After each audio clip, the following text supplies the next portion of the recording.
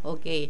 Ano pa yung mga hotline ninyo? Kasi susubukan din namin yung PhilHealth. Kasi sabi ni Val, isang ring nyo lang daw, nandyan na kayo. Charing. Ay, opo. Naka 24 hours po tayo at hindi po kayo mabibigo pag tinawagan yung OWA. Unang-una, meron po tayong 4 na designated lines para dito po sa ating hotline na 833 OWA or 833-6992. At meron tayong open international line na ito po yung 551-1560 at saka yung 551-6641. Lahat po yan ay laging naka-engage or magiging busy lamang po yan kung yan ay naka-engage, pero the rest are all working. At saka po yung ating text OWA na 0917 text OWA or 0917-898-6992. 0917-898-6992. O sige, bago ka namin bitawan, no? Kasi try din natin ang hotline ng PhilHealth. Ano ang mga tinatawag sa inyo? Baka nakikipag-phone pala. Ano mga problema? Ano yung mga karaniwang na-encounter yung call mula sa ating mga kababayan? Actually po, dalawa po ang ating, kumbaga sa dalawa ang ating nasiservisyohan ng mga tawag dito po sa ating hotline. Una po, of course, yung mga OFW na nakakaranas ng problema or yung mga tanong nila kung ano-ano yung mga programang po pwede nilang ma-avail. Ikalawa po ay yung kanilang pamilya na nandito sa Pilipinas na kung halimbawa po may mga pagkakataon na hindi nila malocate ang kanilang mga mahal sa buhay o kaya yung kanilang mga mahal sa buhay ay nagkakaproblema, sila rin po ay nagre-relay sa atin ng problema at kinukuha po natin ng detalye at ora mismo po ay pinaparating po natin yan doon sa ating welfare officer on site. Halimbawa, yung naundoy o na flash floods, tapos walang kuryente, no? Hindi nila makontak. So, ginagawa niya yung welfare officer sa region, kinokontak nyo to inform the OFWs abroad kung anong sitwasyon. Parehas po. Yung ating pong mga opisina dito po sa Pilipinas, sa ating mga regional office, at ganoon din po sa ating mga opisina sa abroad. Okay. May isang question lang ako, Tito Lou. Kasi I hope hindi lang siya inbound. Kasi merong times, mga OFWs natin, di ba, minsan, nagkulang ang load. Hindi pa na-relay, hindi pa natatapos yung sinasabi, tapos na, wala na silang way. Is there a way na pag halimbawa emergency lang talaga, matatawagan nyo ba sila kung baga may outbound? Yes, opo. Halimbawa po, may tumawag at naputol naman po ng ating officer o duty officer na merong urgency. Correct. Yung kanilang tono, yung kanilang tawag at biglang naputol, may instruction po tayo sa ating mga tauhan dito sa 24/7 Operation Center na tatawagan, i-return po yung tawag at alamin ko ano talaga yung kanilang mensahe. Nice. Alam ko, Mr. Hector, saan bansa po kayo galing? Kasi welfare officer kayo, di ba? Opo, yung huli ko pong assignment is sa Doha, Qatar, and then sa Thailand. And the last one was a member of the 10-man team ng Rapid Response Team sa Syria po. Wow. Sanay. Sanay sa gera. O sige, mag-guest ka dito ha. Next week, kwentuhan mo kami kung ano nangyari sa Syria. Opo. Yung pong mga umuwi ngayon na nakikita po natin, ito po yung ninegotiate po natin nung 2 buwan noong September and October na ninegotiate po natin sa kanilang mga amo para payagan na silang makauwi. Sila na po ngayon yung nagsisiuwi. Okay, maraming salamat na medyo bitin ang oras natin kay Mr. Hector. Next week, try natin. Sige, Sir mag-live. Hector, thank you very much po sa inyong Thanks a time. lot. Okay. Okay, try nga natin yung PhilHealth. Val, PhilHealth. Ito di alam ni Mr. Greg ito. On the spot, 441-7442. Gusto ko sana habang dinadial, alam natin kung isang sagot lang. PhilHealth, yan. PhilHealth hotline, 441-7442. Kasi tinatry natin kung gaano kasipag yung mga tao ni Mr. Sige Greg. Kuya Ryan, itry mo nga na i-on habang tinatawagan natin. 441-7442. Yan. Sa mga nakikinig, ito po yung hotline na walang kasilbi-silbi. Sana. Joke. 441-7442. Okay.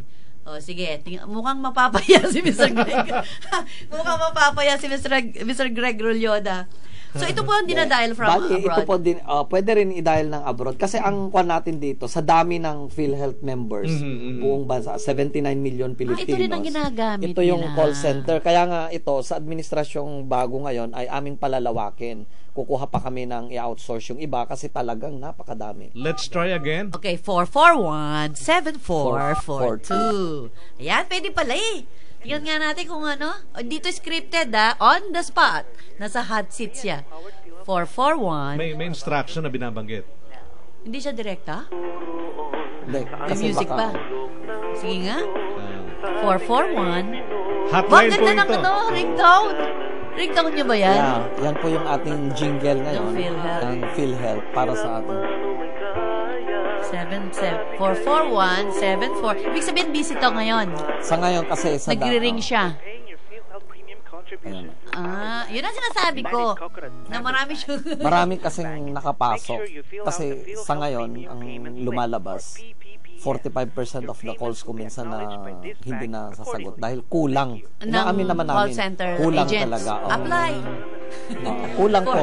441-7442. So, habang naghihintay, may naka-engage sa iba, ito yung Ito po yung naririnig. naririnig niya, yung paano yung pagiging miyembro niya. Oo. At Oo, in fairness naman, kapag tatawag ka sa PhilHealth, hindi naman emergency. Hindi kagaya sa abroad. Mostly inquiry lang. Oh, dun sa inquiry kanila. inquiry? Oh, yan. Hello? ito na. SM Mall, ah? Oh, sige. Hello, good morning. Wala pang sasagot. Wala pa.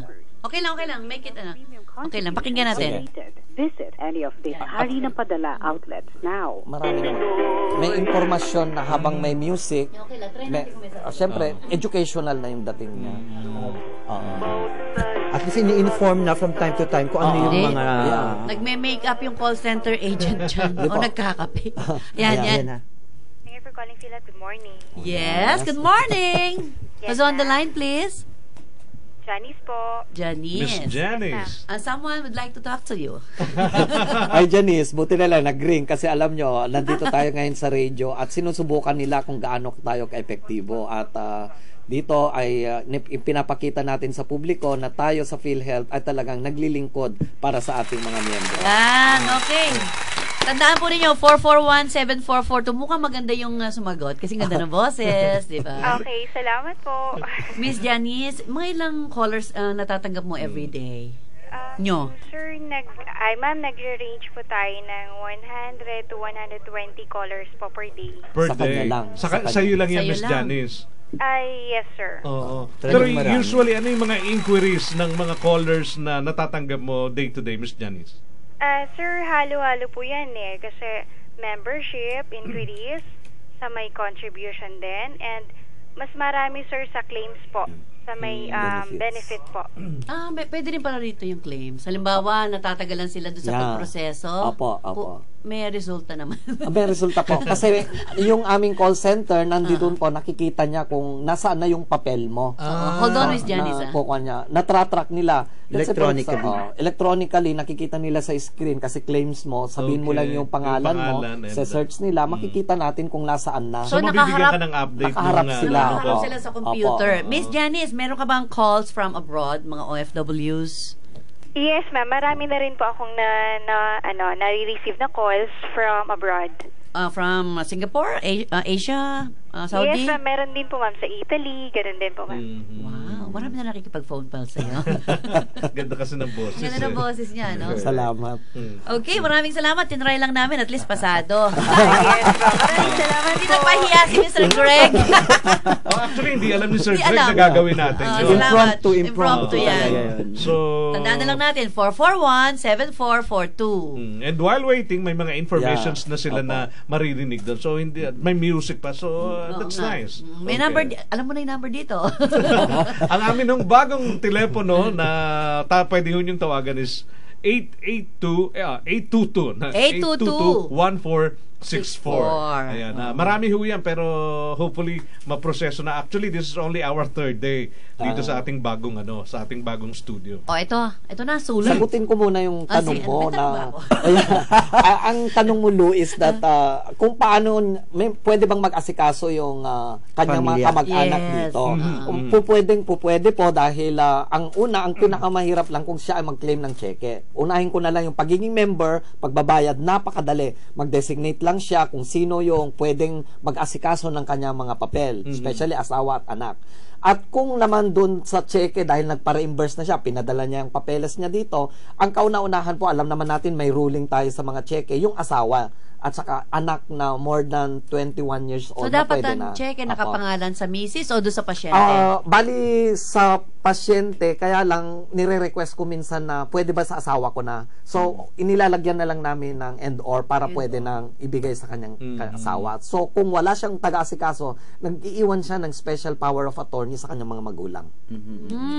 Okay. Ito ang sulat? Sige nga, Tita. Ito, authentic yan. Authentic. Okay, ito na. Ang haba-haba pero doon na tayo sa kanyang doon na sa problema. tanong. Umalis po ako ng Pilipinas noong October 7, 2009, pero maniwala kayo sa hindi, laging takot po ako kasi paglabag pa lang ng eroplano sa Singapore terminal, umiyak po ako dahil iniisip ko kung anong mangyayari sa akin dito sa Singapore dahil hindi ko alam kung anong klaseng tao ang mga makakasalamuha ko dito, Miss Lou. Pero humingi ako ng tulong sa Panginoon na sana gabayan niya ako at wag akong pabayaan, etc. etc. Doon na siya sa tanong niya.